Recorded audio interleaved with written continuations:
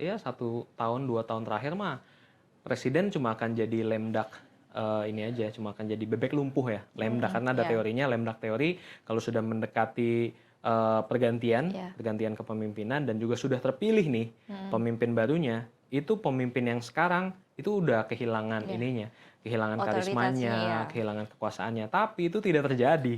Gimana nih bisa kayak gini nih? Banyak yang nanya, "Backing-nya siapa ya?" Siapa nih? Karena mohon maaf nih, satu foto aja tuh udah satu keluarga, saya aja takut.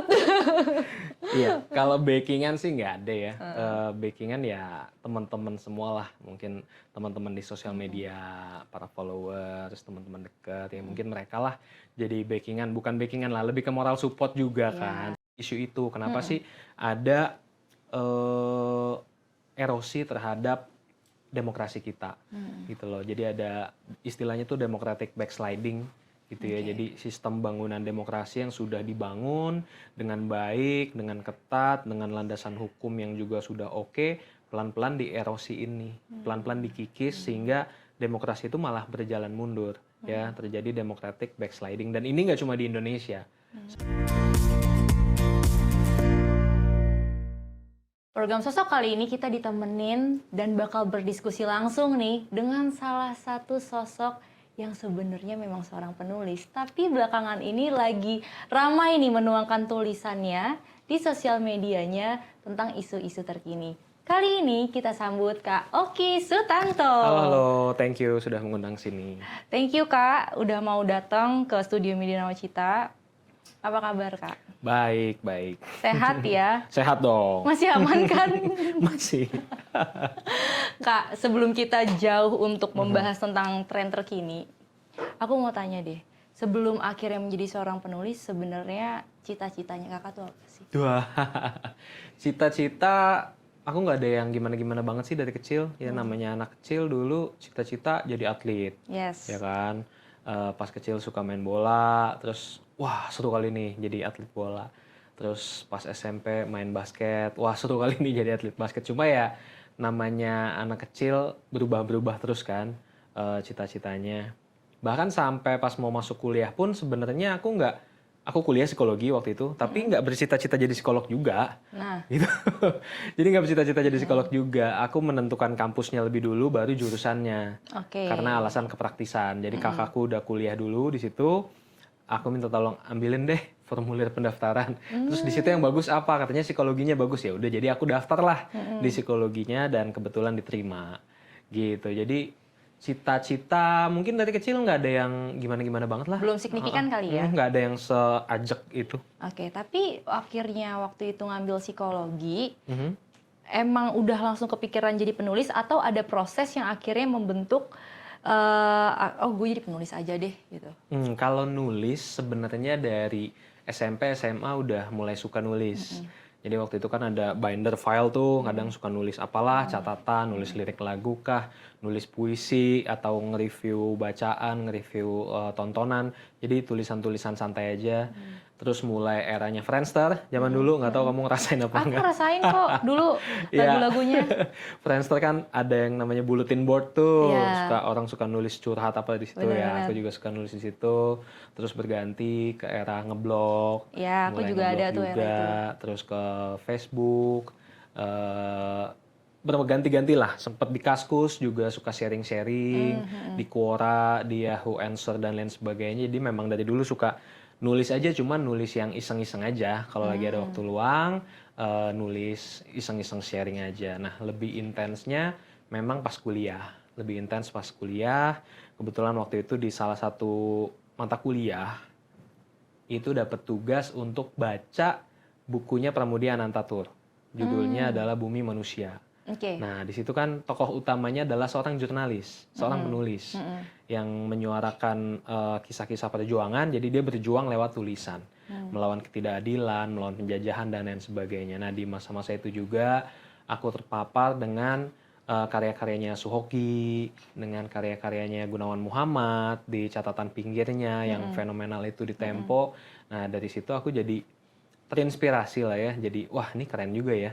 Bisa kayak mereka. Intinya nulis tuh bukan cuma karena iseng, nulis bukan cuma karena hobi, tapi nulis ada tujuan yang lebih besarnya gitu loh. Jadi bisa menginspirasi, bisa menyuarakan kegelisahan, bisa menyuarakan ketidakadilan gitu ya lewat tulisan. Nah, dari situ aku jadi lebih intens nulis pas kuliah, kirim-kirim tulisan ke lomba, ke media kampus, bahkan sampai salah satu tulisanku terbit di Harian Kompas pas aku masih jadi mahasiswa waktu itu. Ya udah di tingkat-tingkat akhir sih, udah mau lulus, tapi sempet ngirim iseng ke Kompas dan ternyata diterbitkan juga gitu. Jadi setelah itu baru memang lebih intens nulis, tapi itu pun memang nggak ada niatan untuk jadi profesi, nggak ada niatan wah gue mau jadi full time nih penulis ya, penulis penuh waktu gitu, nggak ada, karena ya realistis lah ya, kita cukup realistis.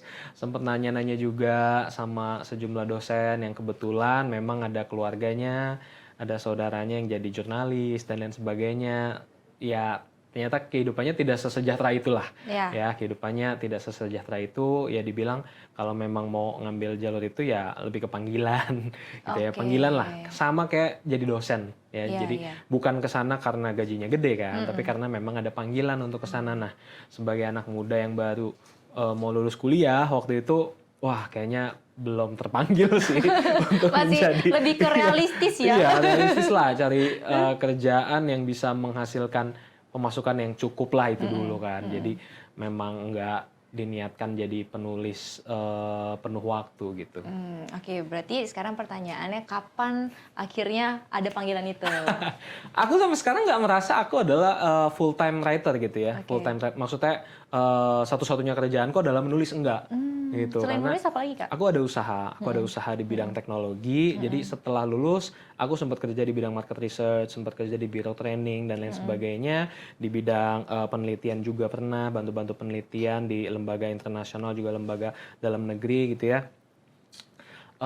Lalu sejak tahun 2016-2017 aku iseng-iseng waktu itu bisnis jual beli laptop online. Waktu itu belum banyak yang melakukannya, dan ternyata antusiasmenya cukup tinggi lah. Waktu itu masih pakai belum ada kayak e-commerce kayak sekarang lah ya. Waktu itu pakainya mungkin OLX, pakai Kaskus dan lain sebagainya. Iya, masih pakai Kaskus waktu itu, dan ternyata cukup menghasilkan lah dari sana, dan akhirnya mulai diseriusin bisnis itu, dan ternyata sampai sekarang itu masih jadi salah satu sumber pemasukan utamaku gitu. Dan aku lebih intens nulisnya sebenarnya pas pandemi.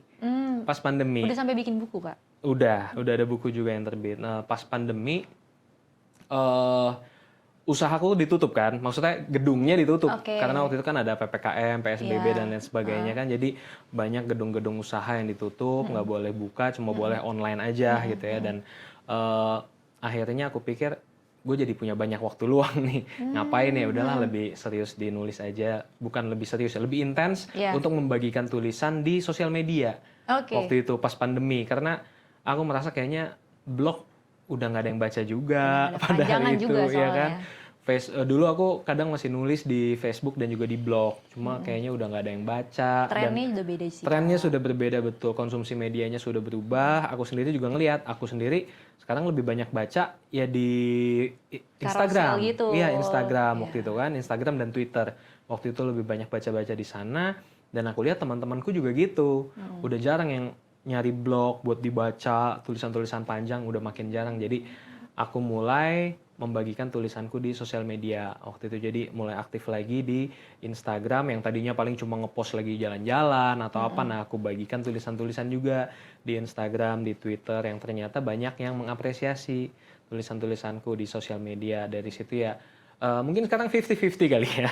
Jadi nulis-nulisan ya sampai ya lumayan mendapatkan hasil materi yang lumayan juga lah dari sosial media. Berarti akhirnya setelah ada sosial media, Kak Oki bisa mematahkan stigma kalau penulis itu tidak terlalu menghasilkan. Mungkin the game is changing ya. Mungkin the game is changing kalau ngomongin penulis yang betul-betul penulis in sense of konvensional gitu ya, bikin buku, nulis artikel gitu ya, mungkin tidak semudah itu. Mungkin tidak semudah itu. Kita juga tahu ada beberapa penulis-penulis yang karyanya udah fenomenal, bukunya udah banyak, dicetak ulang, ada yang sampai dibikin film, tapi masih tetap di pekerjaan utamanya. Itu masih ada pekerjaan lain lah ya. Ada yang di bidang marketing, ada yang di banking dan lain sebagainya. Intinya kan itu mereka aja belum seyakin itu. Untuk nama-nama yang sudah sebesar itu pun belum seyakin itu, masih tetap butuh ada kerjaan utama gitu ya. Dan apalagi penulis-penulis yang belum sebesar itu. Nah, jadi kalau cuma mengandalkan dari nulis buku, mengandalkan dari nulis artikel, buatku sih bisa, cuma susah banget. Bisa, cuma susah banget. Nah, sekarang karena di era sosial media ini, revenue stream-nya jadi lebih banyak. Iya. Jadi lebih beragam, kan nggak cuma dari ngirim artikel atau nerbitin Iya. buku, kan bisa jadi pembicara juga, bisa ada brand masuk juga, bisa ada product placement. Iya. Jadi mungkin strateginya bisa lebih banyak cara untuk mendapatkan uang, menghasilkan uang dari sosial media saat ini gitu. Mungkin lebih kayak yang penting coba dulu, berani nulis dulu nggak sih? Yes, itu yang selalu aku bilang juga, karena banyak teman-teman yang ketika mau mulai aja bingung. Ketika mau mulai aja bingung, aduh nanti kalau bingung dan takut ya. Iya. Bingung mulai dari mana dan takut, aduh nanti kalau dikomenin gimana, aduh nanti kalau orang nggak suka gimana, aduh nanti kalau dihujat gimana, dikritik gimana, kan banyak yang seperti itu. Jadi kalau menurutku sih mulai dulu aja gitu. Jadi tanpa kita memulai langkah pertamanya ya akan susah untuk bisa menulis dengan baik, karena ya aku sendiri juga kalau ngelihat lagi tulisan-tulisanku di awal itu jelek banget. Pasti jelek banget lah. Kayak kita kalau ngelihat status Facebook kita berapa tahun lalu itu kan pasti ini apaan nih. Kok tolol banget nih tulisannya ya kan. Ya sama lah. Aku juga ketika ngelihat tulisan-tulisan dulu juga pasti merasa kok jelek banget ya. Nah, tapi karena konsisten, banyak nulis, sering Keasah nulis, jadinya. lama-lama juga banyak belajar juga, memperbaiki diri, ikut kursus, baca buku tentang tulis menulis, dapat feedback dari teman-teman, lama-lama bisa tahu oh menulis yang lebih baik tuh gimana gitu. Tadi kan akhirnya berkarir menjadi penulis, ternyata suka baca buku-buku yang Suhagi gitu kan. Itu yang bikin akhirnya sekarang jadi mulai menulis-nulis topik-topik politik gitu kan maksudnya. Mungkin ya, mungkin. Jadi karena awalnya aku terpapar di situ dan mereka yang menginspirasi lah ya. Karya-karyanya Suhoki, karya-karyanya Pramudia Anantatur, Gunawan Muhammad. Dan di sana kan kerasa banget nilai-nilai perjuangannya. Kerasa banget gimana mereka menyuarakan soal ketidakadilan dan menggunakan tulisan itu meluapkan kegelisahan mereka, concern mereka terhadap dunia di sekeliling mereka. Jadi ya mungkin karena itu jadinya sejumlah tulisan-tulisanku pun ada nuansa yang kesana, vibes-nya jadi kesana juga gitu. Karena menurutku sih sayang aja kalau misalnya tulisan kita cuma sekedar hahaha aja atau cuma meluapkan apa ya, hobi aja atau meluapkan emosi semata gitu ya. Kalau memang bisa diarahkan untuk tujuan yang lebih baik, kenapa enggak gitu. Setuju sih. Aku kan akhirnya lihat-lihat ya dulu di profilnya Kak Oki ini. Walaupun sebenarnya awal kenalan kita itu sebenarnya bukan karena ini ya Kak, bukan karena politik ya. Waktu itu gara-gara Kakak review quitting ya waktu itu ya. Quitting. Iya. Iya, tapi Bukunya quiet quitting. Itunya kan judulnya. Iya nggak sih judulnya quit. Judulnya quit tapi Quit. maksudnya Waktu itu ada fenomena quiet quitting juga. Salah satunya Iya, kan. betul. Waktu itu quit, itu kan masih pemaparan aja tuh. Oke, kita follow-follow, hai gitu kan. Terus beberapa hari setelahnya, aku lihat nih di Instagram aku, wah nongol nih ada tulisan dan foto sih sebenarnya kayak yang kakak bikin tuh.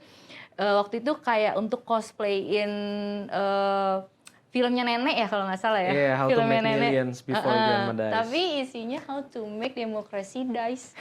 Ya, How to Make Legacy. Iya, Before itu Democracy Dies. gimana tuh awalnya sampai apa sih yang akhirnya rasa keresahan apa yang membuat kakak menulis itu gitu? Oke. Ya, waktu itu kebetulan memang lagi rame soal film itu ya. Soal film How to Make Millions Before Grandma Dies. Itu filmnya lagi booming banget, lagi banyak yang ngebahas itu. Nah, di hari-hari itu juga lagi rame pembahasan soal dinasti politik. Hari itu lagi rame soal dinasti politik, pembahasannya cukup banyak lah media yang mengulas soal itu. Terus aku merasa nih kayaknya ada kaitannya nih, bisa dikawinkan, bisa dikombinasikan nih karena antara kedua fotonya itu. Mohon maaf itu fotonya foto satu keluarga. Saya takut bacanya. Foto satu keluarga tertentu. Iya, tapi itu kan sebenarnya lebih ke parodi ya, lebih ke parodi dan ya kalau udah jadi pejabat publik. Parodi, Kak. Tapi fotonya nggak parodi. Ya kenyataannya juga nggak parodi kan sebenarnya. Iya sih. Ya jadi lebih karena itu ya, waktu itu dua-duanya lagi rame, terus aku ngelihat nih kira-kira bisa ada titik persinggungannya gak ya untuk dibahas, dan kebetulan belum lama juga aku baca-baca sejumlah tulisan dari para akademisi, dari para profesor hukum dan lain sebagainya yang juga menyoroti isu itu. Kenapa sih ada eh, erosi terhadap demokrasi kita gitu loh. Jadi ada istilahnya tuh democratic backsliding gitu ya. Jadi sistem bangunan demokrasi yang sudah dibangun dengan baik, dengan ketat, dengan landasan hukum yang juga sudah oke, pelan-pelan dierosi ini, pelan-pelan dikikis sehingga demokrasi itu malah berjalan mundur ya, terjadi democratic backsliding. Dan ini nggak cuma di Indonesia. Sebenarnya ini nggak cuma di Indonesia, bahkan di Amerika Serikat juga ada bukunya How Democracies Die. Ya, ada bukunya juga dari ilmuwan politik di Amerika Serikat yang menyoroti gimana di era Donald Trump waktu itu terjadi juga democratic backsliding. Jadi ada institusi-institusi politik, institusi-institusi negara yang harusnya bisa menjadi safeguarding, bisa menjaga demokrasi ini, malah dikikis dengan memasukkan orang-orang yang mungkin tidak jelas integritasnya, gitu ya, kompetensinya dan lain sebagainya, dan memihak kepada orang-orang tertentu, pemegang kekuasaan tertinggi waktu itu, sehingga bisa menghilangkan proses checks and balances di sebuah negara. Dan ini nggak cuma terjadi di Amerika, di Indonesia, ini terjadi di banyak negara. Ya, ada banyak kajiannya bahwa democratic backsliding itu terjadi bukan lagi lewat cara-cara yang brutal. Kalau zaman dulu orang mau menghancurkan demokrasi kan pakai kekuatan militer, pakai kudeta, pakai perang dan lain sebagainya. Sekarang justru melalui cara-cara yang lebih soft, melalui pemilu.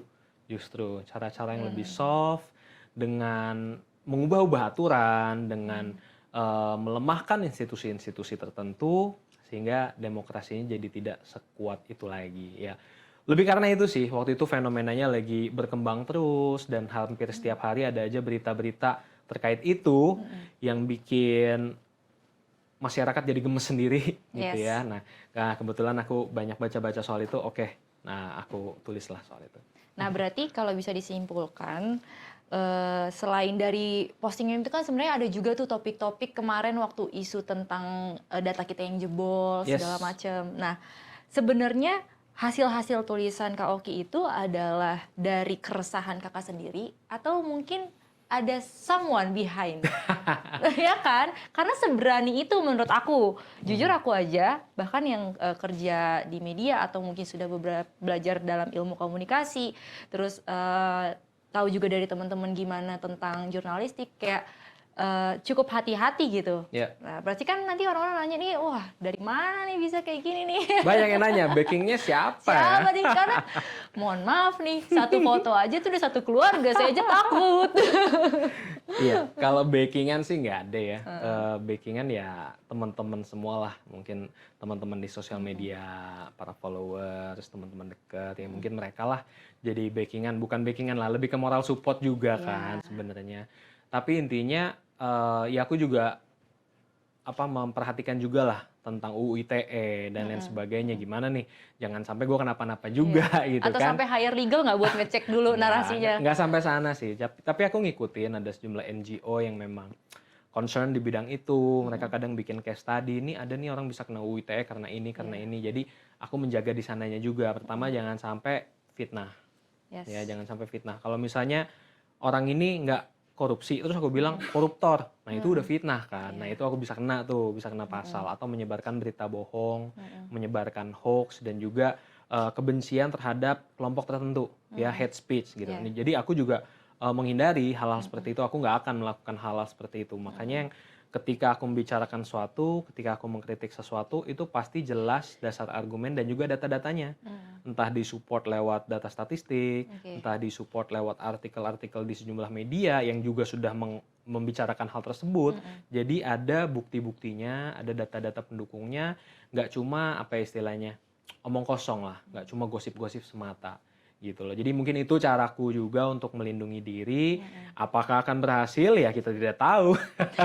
Itu kan tadi cara melindungi diri ya. Yes. Tapi pasti kan kalau misalkan dampak dari postingan-postingan itu kan pasti ada dong, baik dari komen atau apa. Ada nggak sih dari komen itu yang nanya, kok lo berani sih? Terus kayak ada nggak yang akhirnya mungkin bagian dalam dari mereka yang menghubungi, ada apa nih tiba-tiba nyenggol-nyenggol gitu? Kalau sampai sana sih belum ya. Maksudnya sampai ada pejabat atau Iya, iya, iya, politisi iya. yang tersinggung dan lain sebagainya, sejauh ini sih belum. Atau belum Ya, nyampe? nggak tahu ya. Nggak tahu ya. Itu sih belum untuk saat ini itu belum terjadi. Tapi kalau sampai orang yang nanya gitu ya, eh, eh kok tulisan lu ofensif banget gini, emang kenapa? Atau orang yang berbeda pendapat itu mah biasa. Orang yang berbeda pendapat, misalnya aku ngomong A, ternyata menurut gue B nih, ya nggak apa-apa, kita diskusi aja kan, ini esensi dari demokrasi kan, beda pendapat ya nggak masalah, lu berikanlah data pendukung lu gitu, jangan cuma perasaan.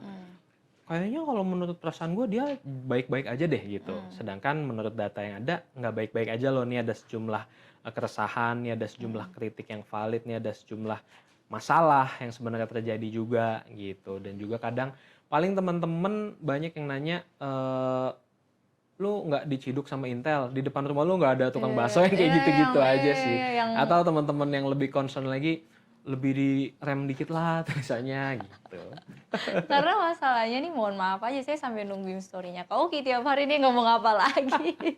Ngomong apa lagi nih, huru haranya nih, ya Iya. kan?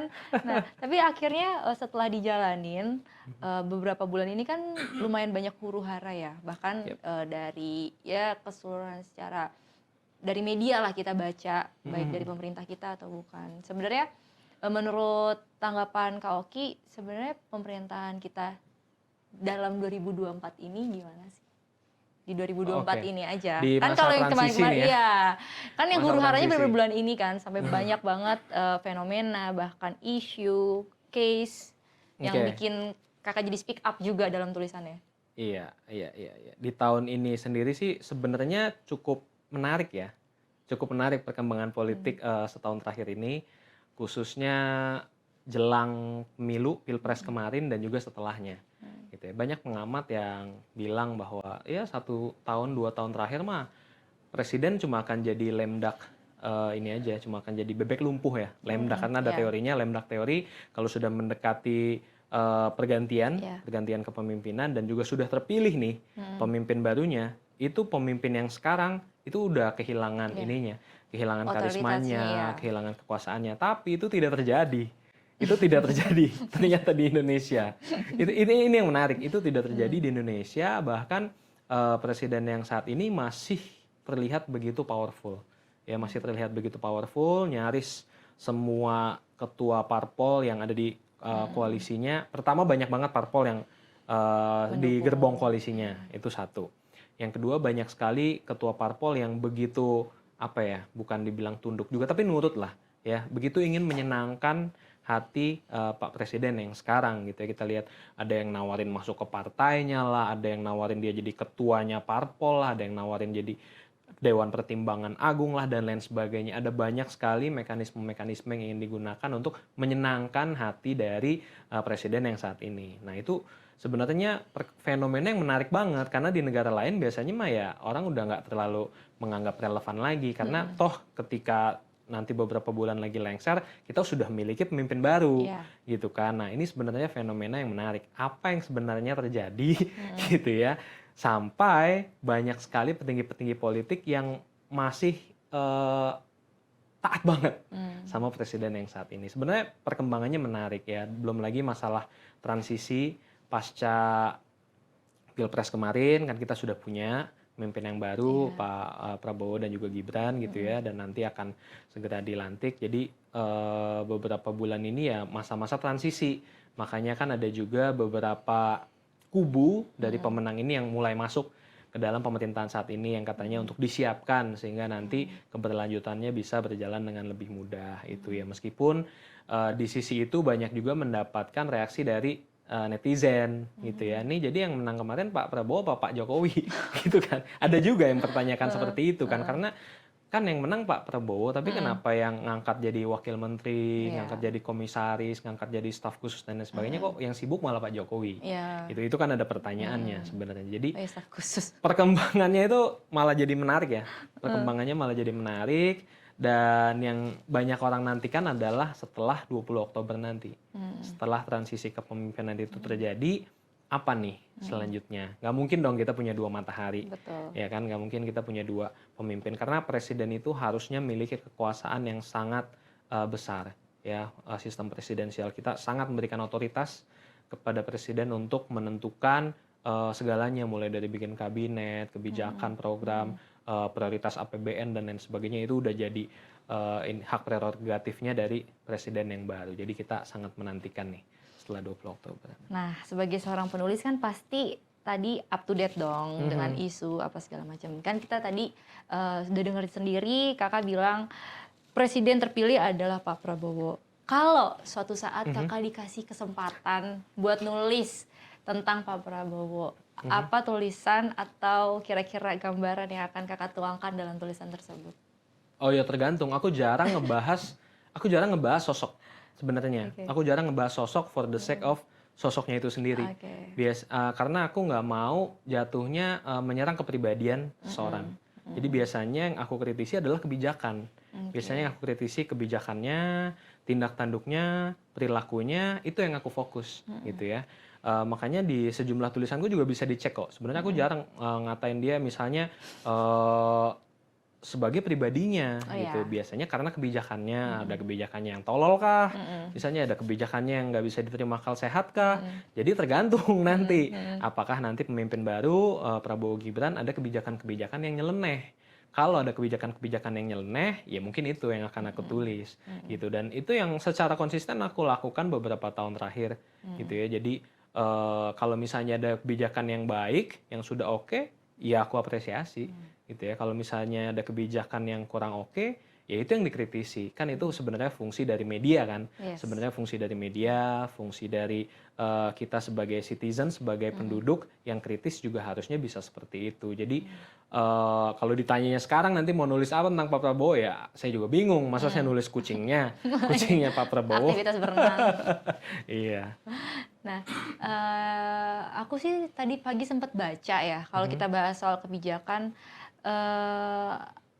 correct me or if I wrong, kalau nggak salah tuh hari ini atau kemarin itu Caimin itu mengusung Kaesang kan ya, dia maksudnya dukung Kaesang buat jadi wali kota atau gubernur gitu. Padahal kan istilahnya dia ketua umum PKB ya, Yep, yang ketua lebih umum besar. PKB, terus dia dulu tuh lawannya kakaknya, which is nggak mendukung kebijakan atau keputusan untuk bersama dulu Pak Prabowo dan Gibran, terus tiba-tiba sekarang dia dempet sama adeknya. Ya What do you think? itu tadi yang aku bilang, ini perkembangannya What do you menarik think? banget. Perkembangannya Ya. menarik. Pertama, koalisinya tuh bisa gemuk banget, banyak banget yang mau merapat gitu ya. Mungkin ya karena pas aku nulis itu juga ya, How to Make Legacy Before Democracy Dies gitu ya. Salah satu strategi yang digunakan adalah memberikan sesuatu kepada siapapun yang ingin mendukung gitu ya. Bahkan ada tulisan dari Pak Sukidi belum lama, For my friends, everything. Ya, jadi buat orang yang mau jadi teman gue kasih segalanya. For my enemies, the law.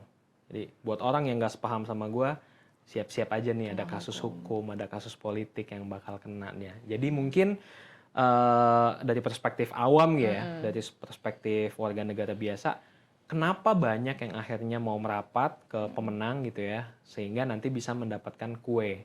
Itu bisa mendapatkan kue, posisinya juga jadi aman di pemerintahan nanti, bisa mendapatkan bagian. Bahkan Pak Prabowo sendiri sempat bilang kan di salah satu acara televisi, selama saya jadi oposisi, bisnis saya nggak berkembang. Pernah loh Pak Prabowo ngomong gitu. Nah Iya, ini kan ada berarti memang debat oke, waktu itu. berarti kalau mau bisnis berkembang harus masuk ke koalisi pemerintahan petahana gitu. Jadi mungkin itu yang sedang terjadi saat ini dan biasanya kenapa beda, kalau cuma masalah beda-beda ini ya, tadinya lawan terus jadi dukung, itu sih biasa dalam politik ya. Menurutku itu biasa dalam politik. Bahkan dulu kan Pak Jokowi dan Pak Prabowo juga sempat jadi kawan, sempat jadi lawan, terus Iya. jadi kawan lagi. Jadi menurutku sih itu biasa aja lah, nggak ada yang kekal gitu ya di Yang dalam finally politik. kita harus sadar, Yes. kita jangan tergiring ya Yap, emosinya ya. betul. Kalau ternyata bisa dari lawan jadi kawan Iya, gitu. bisa banget. Nah, Kak Oki kan sekarang lagi banyak terlibat menjadi narasumber di beberapa podcast. Nah, salah satu podcastnya itu, tadi kita sempat ngobrol ya out of camera kalau Ya. kemarin sempat bahas di salah satu podcast tentang ibu kota Yep. Jakarta. Nah, ibu kota Jakarta itu kan sekarang memang bukan Jakarta lagi nih, maksudnya ibu Yep, kota udah yep. pindah ke IKN. Nah, menanggapi isu itu tuh gimana menurut Kak Oki? Ini menarik. Kalau kemarin sih memang kita ngebahasnya lebih ke tata kota di Jakarta, Oke. gitu ya. Jadi kita ngelihat ke belakang kebijakan-kebijakan dari gubernur-gubernur terdahulu, mulai dari Fauzi Bowo, lalu ke Pak Jokowi, ke Pak Ahok, lalu ke Pak Anies, gitu ya. Apa sih hal-hal baik yang sudah dilakukan? Dan sekarang yang kita bingung, PJ Gubernur saat ini ngapain? Yang kemarin kita bingung dan akhirnya kita ngobrolin itu di salah satu podcast karena tidak terlihat ada gebrakan-gebrakan tertentu lah yang terlihat di pendahulunya gitu ya. Masing-masing yang tadi disebut itu punya gebrakan ya, punya program tertentu ya, kita bisa berdebat lah seberapa sukses, seberapa berhasil gitu ya, tapi ada gebrakannya. Nah, itu yang belum terlihat dari Pak PJ Gubernur di saat ini. Kalau masalah pindah ibu kota sendiri, the idea of pindah ibu kota itu kan sebenarnya bukan ide baru ya. Ya. Itu ide yang udah dari Beberapa berapa tahun puluh lalu. tahun yang lalu bahkan. Nah, Pak Jokowi yang Mengeksekusi lah. mengeksekusi, pada akhirnya mengeksekusi. Memang yang disayangkan dari sejumlah pihak, dari sejumlah pengamat dan juga aktivis adalah terlihat nampak terlalu memaksakan. Ya, nampak terlalu memaksakan, terutama dari postur anggaran kita juga yang sebenarnya tidak sesiap itu, dan awalnya kan mau dibilang tidak menggunakan anggaran negara gitu ya, pada akhirnya toh menggunakan anggaran negara juga. Terus progresnya juga banyak yang akhirnya mundur-mundur gitu. Jadi lebih ke kenapa harus dipaksakan? Kenapa harus dipaksakan? Pertama dari segi skalanya semasif itu. Kedua dari segi waktunya juga. Kalau memang nggak siap dalam periode ini, kenapa harus dipaksakan untuk siap sekarang? Kan ini juga yang lagi jadi concern untuk kita upacara ya, tanggal 17 Iya, tanggal nanti 17. akan di IKN. Ternyata kan banyak infrastrukturnya yang belum siap juga di sana. Nah, nanti takutnya kalau terlalu dipaksakan ya kayak bikin rumah yang harusnya setahun tiba-tiba dikebut 3 bulan, kan Iya. takut juga ya. Nggak kokoh juga Takut nggak kokoh hasilnya. fondasi dan lain sebagainya. Lebih kesana aja sih. Kalau masalah ide pemindahan ibu kotanya itu sendiri, kayaknya kita nggak perlu berdebat ya. Itu udah ada studinya dan lain sebagainya. Tinggal bagaimana caranya. Itu apakah caranya sudah benar-benar humanis, tidak menggusur dan tidak mengambil hak-hak dari masyarakat adat, dari warga yang sudah lebih dulu ada di sana, apakah tidak merusak alam, apakah sudah memperhatikan kesehatan anggaran kita juga, ya. Lebih ke sana sih. Kalau itu dilakukan dengan penuh tanggung jawab, penuh persiapan, penuh kematangan, ya silakan aja. Sebenarnya yang agak membingungkan dengan membangun IKN ini adalah IKN tidak pernah masuk dalam nawacita. IKN tidak pernah masuk dalam janji di awalnya. Janji program ini. Ya, janji program di awal, tapi malah ini yang ingin menjadi produk akhir, Iya, ya, tutup jadi bukunya legacy lah, untuk legacy. menutup Iya. masa kepresidenan saat ini. Jadi lebih pertanyaannya ke sana sih. Maksudnya udah punya janji-janji, kenapa tidak itu aja yang difokusin gitu. Tapi menurut kakak kalau misalkan nanti kita jadi pindah nih, kira-kira kalau politiknya masih seksi kayak Jakarta nggak sih? Apa kayak, Oh, kayak ntar iya. lagi deh kayak gitu? Eh, Menurut berbagai banyak pengamat nggak bakal ada yang berubah sih dengan Jakarta. Ya mungkin cuma statusnya aja dari DKI jadi DKJ gitu ya. Kalau masalah lain-lainnya sih akan sama aja ya. Jumlah penduduk yang pindah ke IKN juga kan nggak akan drastis tiba-tiba Iya. langsung setengah penduduk gitu ya, 5 juta orang pindah, kan nggak terjadi seperti itu juga. Jakarta masih akan tetap menjadi pusat perhatian, pusat ekonomi, pusat hiburan, jadi akan tetap menjadi kota yang penting, akan tetap menjadi provinsi yang penting. Maka dari itu juga sekarang kan lagi terjadi perebutan ini nih untuk masuk ke pilkada kan, siapa yang mendapatkan tiket untuk bisa berlaga, karena ini akan menjadi tetap daerah yang penting untuk kedepannya. Segala perhatian akan selalu ada di Jakarta dan sudah beberapa kali kan orang yang berlaga di dan menjadi gubernur Jakarta akhirnya bisa berlaga di Pilpres juga ya, karena setiap hari akan selalu ada berita tentang Jakarta. Nah, anggaplah kakak Dewan Perwakilan Netizen, ya kan? Oke. Anggaplah kakak Dewan Perwakilan Netizen. Tadi kakak juga sempat sampaikan kalau mungkin di pemerintahan terakhir ini di Jakarta tidak ada gebrakan gitu. Berarti kan kakak sudah tahu kira-kira, oke, kedepannya harus punya sosok pemimpin atau calon gubernur yang kayak gimana sih yang akhirnya bisa memenuhi ekspektasi atau misalkan harapan untuk Jakarta yang lebih baik ke depannya. Karena kan balik lagi, Jakarta will be Jakarta. Yes. Dia sudah terbentuk jadi kota metropolitan kan, nggak bisa dipungkirin itu, dan Yes. berubahnya pun nggak gampang. Yep. Nah, di sisa-sisa 5-10 tahun nanti untuk persiapan mungkin kalau jadi pilpres, itu kira-kira karakter yang kayak gimana? Yang Atau pasti- sudah sepakat dengan apa yang ada belakangan ini? Yang pasti bukan pemimpin giveaway ya. Yang pasti bukan seorang yang ditempatkan cuma karena balas budi, cuma karena dia dekat dengan kubu-kubu tertentu gitu ya. Karena Jakarta ini masalahnya kompleks ya, nggak mungkin dalam 1-2 hari masalah di Jakarta bisa selesai, bahkan 1-2 tahun juga nggak mungkin. Ya, jadi yang dibutuhkan adalah pertama orang yang rekam jejaknya jelas dan bisa kerja, kompeten ya. Dan ini kita bisa lihat, misalnya dia sebelumnya udah pernah jadi kepala daerah, ya di daerah dia gimana nih, apa yang dihasilkan, itu ya, itu yang pertama. Yang kedua adalah orang yang bisa menjadi rakyat, tahu rasanya menjadi rakyat, itu dulu deh ya. Itu menurutku syarat penting untuk menjadi seorang pemimpin, karena banyak banget kebijakan-kebijakan kita itu diambil oleh orang-orang yang tidak pernah tahu rasanya menjadi rakyat gitu. Masalah transportasi umum misalnya, yang mengambil kebijakan adalah orang-orang yang kemana-mana itu dikawal, kemana-mana naik kendaraan umum, tapi dia nggak tahu gimana nggak enaknya naik kereta, gimana nggak enaknya mau naik sepeda di Jakarta dan lain sebagainya. Jadi menurutku sosok pemimpin yang bisa berempati ke rakyatnya dan tahu rasanya jadi rakyat. Itu dua dulu aja deh, nggak usah banyak-banyak. Oke, kira-kira dari dua pemenuhan itu ada di dirinya Pak Anies atau Pak Ahok? Dua-duanya bisa lah. Jadi dua-duanya bisa ya? Dua-duanya bisa. Aman ya? Aman. Sayangnya kan dua-duanya belum tentu bisa maju. Oh iya, padahal digadang-gadang bakal bareng, Kalau itu nggak bakal mungkin bersama. secara aturan. Kenapa kira-kira, Kak? Nggak, secara aturan. Secara iya. aturan konstitusi yang sudah pernah jadi gubernur nggak bisa maju jadi calon wakil. Gitu. Cuma Oh bisa iya, jadi iya, gubernur lagi. gubernur lagi ya. Iya. Jadi mereka nggak bisa bersama.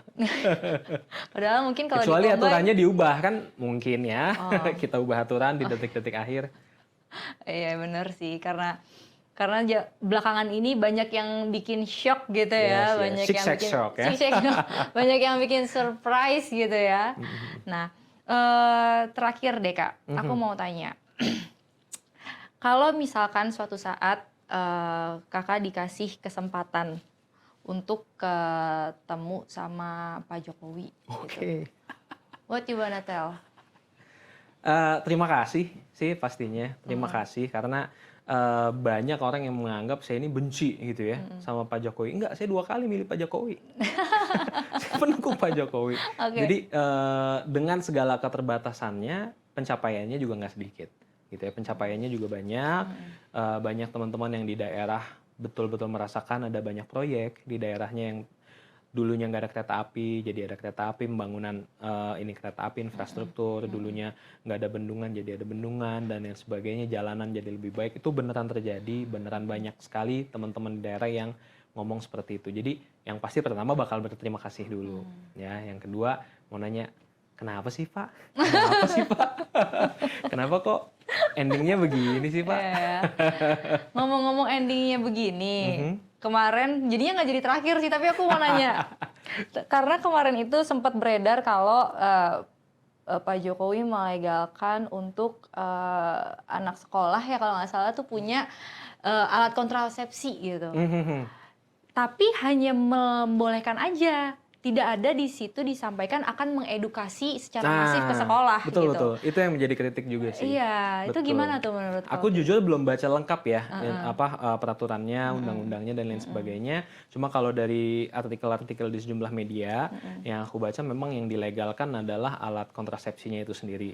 Sebenarnya nggak ada yang salah dengan itu. Maksudnya kalau tujuannya adalah untuk mengurangi angka kehamilan yang tidak diinginkan, penyebaran penyakit dan lain sebagainya. Tapi setuju bahwa yang lebih penting adalah memasukkan sex education, gitu ya, kurikulum tentang edukasi seks ke sekolah. Mungkin itu yang lebih dibutuhkan, tapi ya tidak mudah juga untuk memasukkan itu karena pasti banyak ada tantangan-tantangan dari golongan konservatif gitu. Jadi jujur aku belum baca lengkap, tapi yang lebih dibutuhkan adalah kognitifnya dulu nih. Ya, kognitifnya dulu dikasih tahu bahayanya apa dan lain sebagainya, karena kalau cuma masalah alat kontrasepsi gitu ya, kayaknya eh, sekarang dengan masa udah online segala macam nggak susah sih buat memang mereka walaupun belum cukup umur misalnya Iya, mau iya. beli kayaknya udah bisa-bisa aja Di, deh. di supermarket gitu juga nggak dilarang gitu Iya, Kak. kalau zaman dulu ya belum ada online, bahkan ada beberapa sekolah yang udah punya sex education, murid-muridnya disuruh untuk beli alat kontrasepsi ke apotek. Itu kan pada Oke. malu ya, Heeh, zaman dulu heeh, ya. iya, iya. Anak SMA gitu ke apotek kan malu Iya, ya mau iya, beli. iya. Sekarang rasanya udah nggak kayak gitu lagi, tinggal Iya. beli online juga nyampe ya Benar, kan. benar, benar. Iya. Benar. Oh, ini ternyata ada titipan terakhir. Sebagai penulis, harapan kakak nih untuk kepemimpinan selanjutnya. Oke. Ini titipan dari tim aku nih. Terus terakhirnya nggak jadi-jadi. Coba Kak, silakan. Nggak apa-apa, santai-santai. Untuk kepemimpinan berikutnya sih harapannya kabinetnya sih yang paling pertama ya kabinetnya itu akan diisi oleh orang-orang yang betul-betul kompeten dan profesional di bidangnya. Jadi kalau bisa kita mengurang-ngurangin lah, kurang-kurangin ngasih jabatan cuma karena balas budi aja, cuma karena oh pernah jadi relawan nih, kasihlah jadi menteri, kasihlah jadi komisaris. Sebenarnya itu yang pertama. Yang kedua adalah harus jelas fokusnya dan realistis. Jadi harus punya fokus dan realistis.